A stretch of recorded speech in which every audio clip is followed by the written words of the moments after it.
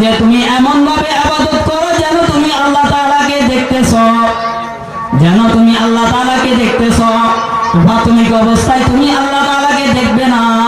আর আমাদের মুসলমানদের আকীদা বিশ্বাস কি? আল্লাহকে দেখার ব্যাপারে মুসলমানদের আকীদা বিশ্বাস কি? মুসলমানদের আকীদা বিশ্বাস হলো এই চর্মচক্ষু দিয়ে কি আল্লাহকে দেখা যায় না। এই চর্মচক্ষুর ভিতরে আল্লাহ দেখার মতো সেই পাওয়ার অ্যাবিলিটি আল্লাহ তাআলা দান করেন নাই, যার কারণে আমরা এই জন্মচক্ষু দিয়ে আল্লাহকে দেখি না। আবার প্রশ্ন জাগে, যদি আল্লাহ তাআলা এই চক্ষুর মধ্যে আল্লাহ দেখার মতো পাওয়ার দিতেন তাহলে তো আল্লাহ তাআলাকে আমরা দেখতাম। ওয়ামান খাফা মাকাম রাব্বিহি ওয়া নাহান নাফসা আনিল হাওয়া ফাইন্নাল জান্নাতা হিয়াল মাওয়া ওয়া ক্বালা রাসূলুল্লাহি সাল্লাল্লাহু আলাইহি ওয়াসাল্লাম আল কাইয়িসু মান দানা নাফসাহু ওয়া আমিলা লিমা বা'দাল মাউত ওয়াল আজিজু মান আতবা'a নাফসাহু হাওয়াহা ওয়া তামান্না 'আলাল্লাহ আও কামা ক্বালা আলাইহিস সালাতু ওয়াস সালাম। আল্লাহুম্মা সাল্লি আলা সাইয়্যিদিনা মুহাম্মাদ বিআদাদি কুল্লি দাইন ওয়া দাওয়া ওয়া বিআদাদি কুল্লি ইল্লাতিন ওয়া শিফা। মহান রব্বুল আলামিন যিনি আমাদেরকে গোহাড়ুয়া ও বালকিয়া যুব সমাজের উদ্যোগে মাহফিলে আসার তৌফিক দান করেছেন, সেজন্য আমরা অন্তরের অন্তঃস্থল থেকে কালিমাতু শুকর আদায় করি আলহামদুলিল্লাহ। তার সাথে সাথে তার হাবিব জনাবি মুহাম্মদুর রাসূলুল্লাহ সাল্লাল্লাহু আলাইহি ওয়াসাল্লামের রওজায়ে তাহারে লাখো দুরূদ শরীফ পেশ করি। আল্লাহ পাক রব্বুল আলামিন আমাদেরকে সৃষ্টি করেছেন একটা উদ্দেশ্যে, একটা লক্ষ্য নিয়ে আমাদেরকে দুনিয়াতে প্রেরণ করেছেন। এক আয়াতের ভিতরে আল্লাহ তাআলা বলেন, ওয়া মা খালাকতুল জিন্না ওয়াল ইনসা ইল্লা লিয়াবুদুন। আমি মানব দানবকে একমাত্র আমার ইবাদত বندگی করার জন্য সৃষ্টি করেছি, একমাত্র শুধুমাত্র তার ইবাদত বندگی করার জন্য আমাদেরকে সৃষ্টি করেছেন। যদি ইবাদত বندگی ছাড়া অন্য কোনো কাজ আমি করি তাহলে এই ইবাদত বندگی করি নাই, অন্য কাজ করেছি, এর জন্য আল্লাহ পাকের দরবারে জবাবদিহিতা করতে হবে। আর যদি আমি ইবাদতের সাথে সাথে অন্যান্য কাজগুলো করি তাহলে আমার অন্যান্য কাজগুলো যদি নবীর তরিকা অনুযায়ী করি তাহলে সেগুলো ইবাদতের মধ্যে পরিগণিত হবে। আমি ঘুমাবো, যদি ঘুমাই নবীর তরিকায় যদি ঘুমাই তাহলে আমার ঘুমানোটাও সওয়াব হবে। আমি যদি প্রস্রাব করি নবীর তরিকায় করি তাহলে প্রস্রাব করাটাও ইবাদতে পরিগণিত হবে। অর্থাৎ সমস্ত কাজ যদি আমি আল্লাহ নবীর তরিকা অনুযায়ী করি, আল্লাহর বিধান এবং নবীর তরিকা অনুযায়ী করি তাহলে আমার এই কাজকর্মগুলো ইবাদতে পরিগণিত হবে। আরেক আয়াতের ভিতরে আল্লাহ তাআলা বলেন, আল্লাযী খালাকাল মাউতা ওয়াল হায়াতা লিয়াবলুয়াকুম ওয়া হুয়াল আজিজুল গফুর। যে আমি তোমাদেরকে দুনিয়াতে সীমিত জীবন দান করেছি, জীবন শেষে মরণকে অনিবার্য করে দিয়েছি, অবধারিত করে দিয়েছি। ইচ্ছায় হোক অনিচ্ছায় হোক একদিন তোমাকে মৃত্যুবরণ করতে হবে। এই মৃত্যুবরণ করার পূর্বে সাময়িক সময় তোমাকে কেন দান করলাম? কেন দান করলাম? আল্লাহ তাআলা নিজেই তার ব্যাখ্যা দিয়ে বলতেছেন, লিয়াবলুয়াকুম, তোমাদেরকে পরীক্ষা করার জন্য। কিসের পরীক্ষা? আইয়ুকুম আহসানু আমালা, তোমরা ভালো আমল করো কি করো না। আরেক আয়াতের ভিতরে আল্লাহ তাআলা বলেন, তোমাদেরকে আমি পালাক্রমে দলে দলে পাঠাই, এক দলকে পাঠাই আরেক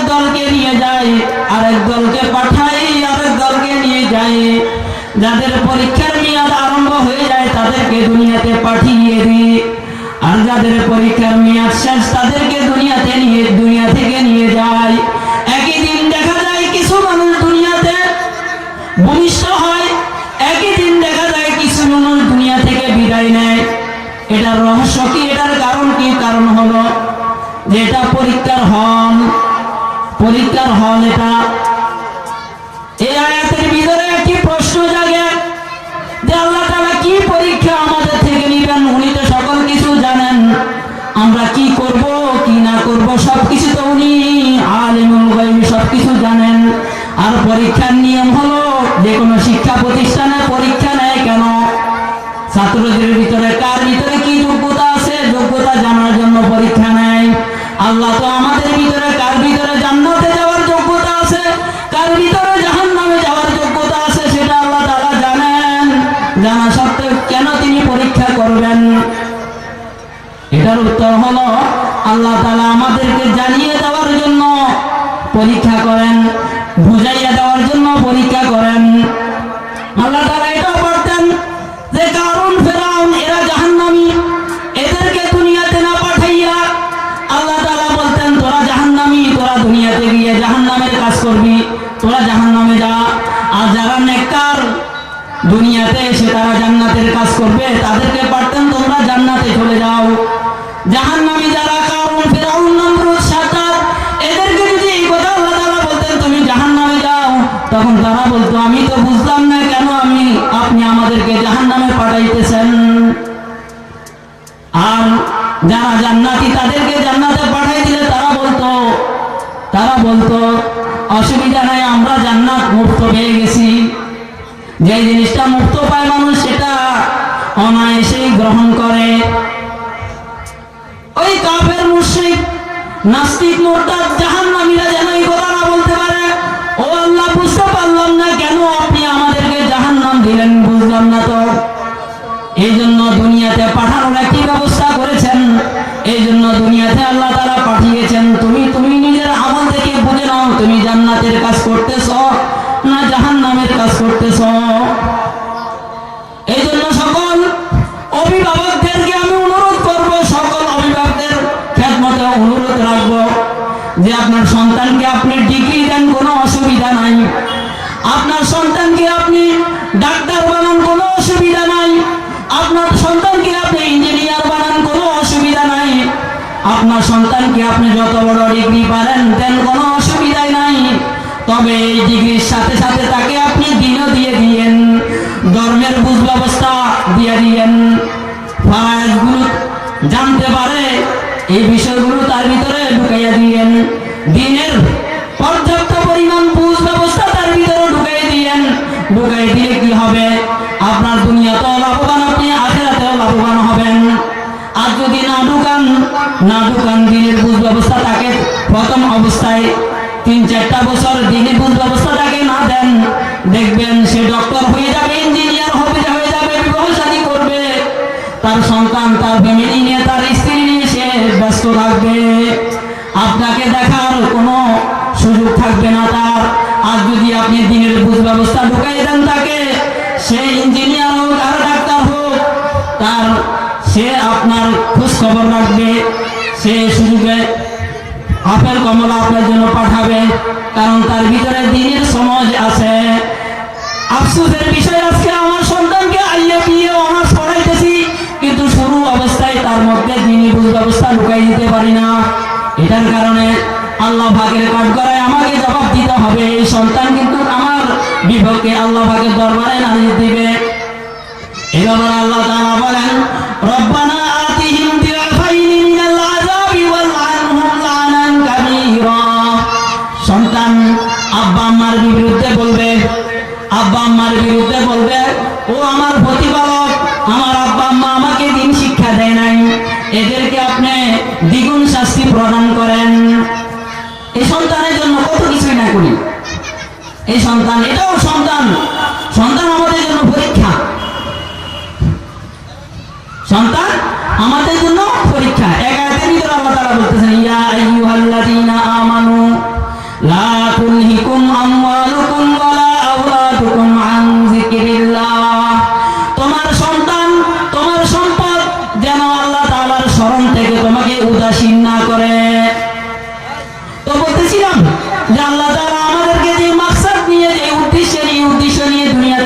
দিয়েছেন।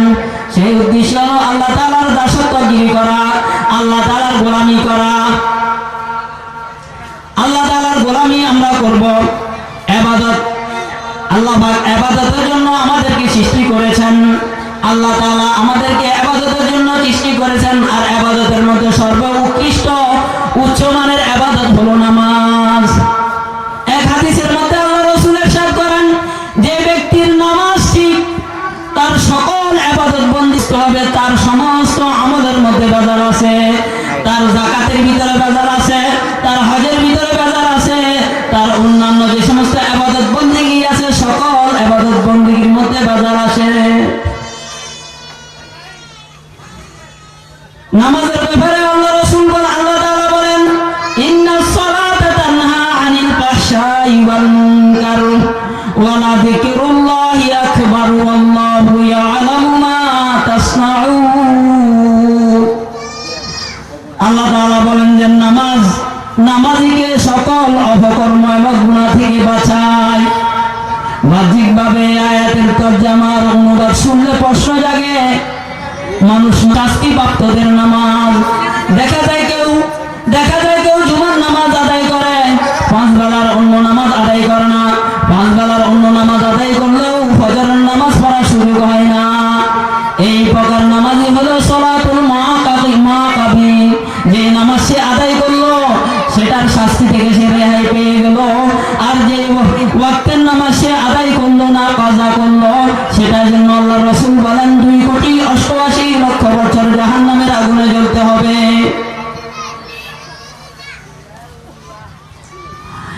এই জন্য প্রথম প্রকার নামাজই সালাতুল মাকাবিন, শাস্তিপ্রাপ্তদের নামাজ। যে ওয়াক্তের নামাজ আদায় করলো না সেটার জন্য তাকে শাস্তি গ্রহণ করতে হবে, শাস্তি বহন করতে হবে। দ্বিতীয় প্রকার নামাজই হলো সালাতুল গাফিলিন, অলসতার নামাজ। সালাতুল মুআতাবিন, অলসতার নামাজ, উদাসীনতার নামাজ। দ্বিতীয় প্রকার নামাজই হলো যারা রেগুলার নামাজ পড়ে, যোহরের নামাজ যোহরের সময় মতো, আসরের নামাজ আসরের সময় মতো, মাগরিবের নামাজ মাগরিবের সময় মতো আদায় করে, কিন্তু নামাজের মধ্যে মন থাকে না, নামাজের মধ্যে মন রাখার চেষ্টাও করে না। চেষ্টা কি করবে? আল্লাহ রাসূল বলেন চেষ্টা হলো এমন ভাবে, আল্লাহ রাসূল হাদিসের মধ্যে বলেন যে তুমি এমন ভাবে ইবাদত করো যেন তুমি আল্লাহ তাআলাকে দেখতেছো, যেন তুমি আল্লাহ তাআলাকে দেখতেছো। প্রাথমিক অবস্থায় তুমি আল্লাহ তাআলাকে দেখবে না। আর আমাদের মুসলমানদের আকীদা বিশ্বাস কি? আল্লাহকে দেখার ব্যাপারে মুসলমানদের আকীদা বিশ্বাস কি? মুসলমানদের আকীদা বিশ্বাস হলো এই চর্মচক্ষু দিয়ে কি আল্লাহকে দেখা যায় না। এই চর্মচক্ষুর ভিতরে আল্লাহ দেখার মতো সেই পাওয়ার অ্যাবিলিটি আল্লাহ তাআলা দান করেন নাই, যার কারণে আমরা এই জন্মচক্ষু দিয়ে আল্লাহকে দেখি না। আবার প্রশ্ন জাগে, যদি আল্লাহ তাআলা এই চক্ষুর মধ্যে আল্লাহ দেখার মতো পাওয়ার দিতেন তাহলে তো আল্লাহ তাআলাকে আমরা দেখতাম। এখানে একটি কথা আছে, যদি আল্লাহ তাআলা আমাদেরকে আল্লাহকে দেখার মতো সেই পাওয়ার এই চক্ষুদের মধ্যে দান করতেন, তাহলে আমরা যে আল্লাহ তাআলাকে না দেখে বিশ্বাস করতেছি, আমাদের ঈমান আল্লাহ পাকের কাছে গ্রহণযোগ্য হবে না। মুসলমানদের আকীদা বিশ্বাস হলো ঈমান বিল গায়ব, গায়বের উপর বিশ্বাস করলে সেই ঈমানদার। আমি ফেরেশতা দেখি না, ফেরেশতাকে বিশ্বাস করি। আমি জান্নাত দেখি না, জান্নাতকে বিশ্বাস করি। আমি আল্লাহকে দেখি না, আল্লাহকে বিশ্বাস করি। অদৃশ্যের উপর যদি বিশ্বাস করি তখন ঈমানদার হওয়া যায়। আর যদি অদৃশ্যের উপর বিশ্বাস না করি তাহলে ঈমানদার হওয়া যায় না। বলতেছিলাম দ্বিতীয় প্রকার নামাজই হলো যারা নামাজ রেগুলার পড়ে কিন্তু নামাজের মধ্যে মন থাকে না। মন কেন থাকে না? মন থাকে না নামাজ মুসল্লি যখন মুসল্লি যখন নামাজ আরম্ভ করে তখন শয়তানের স্পেশাল বাহিনী উপস্থিত হয়ে যায়। উপস্থিত হয়ে সংসারের দুনিয়ার যাবতীয় বিষয়গুলো স্মরণ করিয়ে দেয়। ভাই হাদিসের ভিতরে আছে উযকুর কাজা উযকুর কাজা উযকুর কাজা, সংসারের কথা স্মরণ কর, বিদেশের কথা স্মরণ কর, তোমার একটা ছেলেকে কিভাবে বিবাহ করাইতে হবে সেই পরিকল্পনার কথা স্মরণ কর, কালকে ফেনি যেতে হবে এই পরিকল্পনা ভাব। শয়তানের স্পেশাল বাহিনী আসিয়া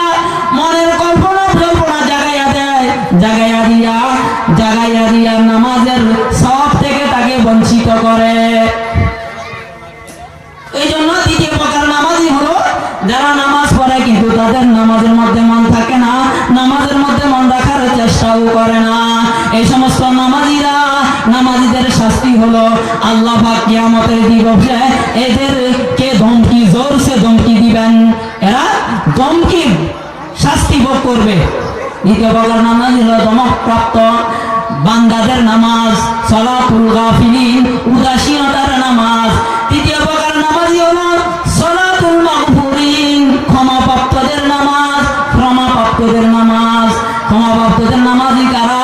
এরা নামাজি হলো, এরাও যথারীতি নামাজ আদায় করছে, 5 ওয়াক্ত নামাজ বা জামাত আদায় করছে, এদেরও নামাজে মন থাকে না, নামাজে মন রাখার চেষ্টা করে। চেষ্টা কিভাবে করতো এরা? আল্লাহ রাসূল হাদিসের ভিতরে বলছেন যে তুমি এমন ভাবে ইবাদত করো যেন তুমি আল্লাহ তাআলাকে দেখতেছো, তুমি এমন ভাবে ইবাদত করো যেন তুমি আল্লাহ তাআলাকে দেখতেছো। প্রাথমিক অবস্থায় তোমার এই হালত আসবে না যে তুমি আল্লাহ তাআলাকে দেখতেছো। এটা আসার জন্য আল্লাহ রাসূল পরামর্শ বলতেছে যে আল্লাহ তোমাকে দেখে। মুহাদ্দিসিনে কেরাম দেখছেন যখন নামাজের মধ্যে দাঁড়াবে তখন শয়তানের স্পেশাল বাহিনী যখন আসিয়া উপস্থিত হবে, সংসারের বিষয়গুলো স্মরণ করিয়ে দিবে, সাথে সাথে ধ্যান করবে আল্লাহ আমাকে দেখতেছে, আমি নামাজে দাঁড়াইছি, আমি আল্লাহর সামনে দাঁড়াইছি। যখন শয়তানের স্পেশাল বাহিনী মনকে বাহিয়ে নিয়ে যায়, সাথে সাথে সে ধ্যান করে আল্লাহ আমাকে দেখতেছে, সে সাথে সাথে ধ্যান করে আল্লাহ আমাকে দেখতেছে। এই চেষ্টা চালু থাকার কারণে আল্লাহ পাক তাকে ক্ষমা করে দিবেন, আল্লাহ তাআলা তাকে ক্ষমা করে দিবেন। এই প্রকার নামাজীদেরকে বলা হয় সালাতুল মাগফুরিন। চতুর্থ প্রকার নামাজি হলো সালাতুল আউলিয়া, সওয়াবপ্রাপ্তদের নামাজ, যারা নামাজের শুরু থেকে শেষ পর্যন্ত আল্লাহর ধ্যানে মশগুল থাকে, দুনিয়ার কোনো যাবতীয় বিষয় স্মরণে আসে না, এই নামাজিকে বলা হয় সালাতুল আউলিয়া, আল্লাহওয়ালাদের নামাজ, সওয়াবপ্রাপ্তদের নামাজ। পঞ্চ প্রকার নামাজ হলো সালাতুল আম্বিয়া, সালাতুল আম্বিয়া, আম্বিয়ায়ে কেরামের নামাজ। আম্বিয়ায়ে কেরামের নামাজের সিফত কি? গুনাহগুণ হলো তারা নামাজের মধ্যে আল্লাহ তাআলার সাথে কথা বলে, তারা নামাজের মধ্যে আল্লাহ তাআলার সাথে কথা বলে। বলতেছিলাম নামাজি কত প্রকার? 5 প্রকার নামাজি।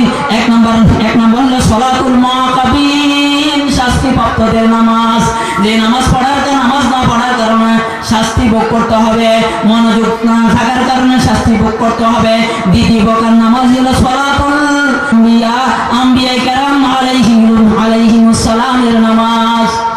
শেষ মুহূর্তে আমি কয়েকটি বিষয় ইঙ্গিত করে বলতে চাই, আমরা এই বিষয়টার উপর আমল করব, যে চলার পথে আমাদের এই আমলগুলো যদি জারি থাকে তাহলে ইনশাআল্লাহ আমি আল্লাহ পাকের রহমত করুণা প্রাপ্ত।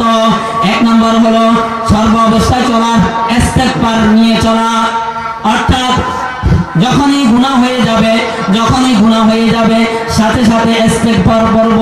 তওবার প্রথম সিঁড়ি হলো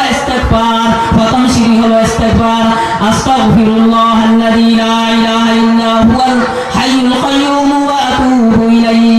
সাথে সাথে গুনাহ হওয়ার সাথে সাথে ইস্তেগফার পড়বে আর তওবা করবে। সর্ব অবস্থায় গুনাহ হয়ে গেলে তওবা করবে।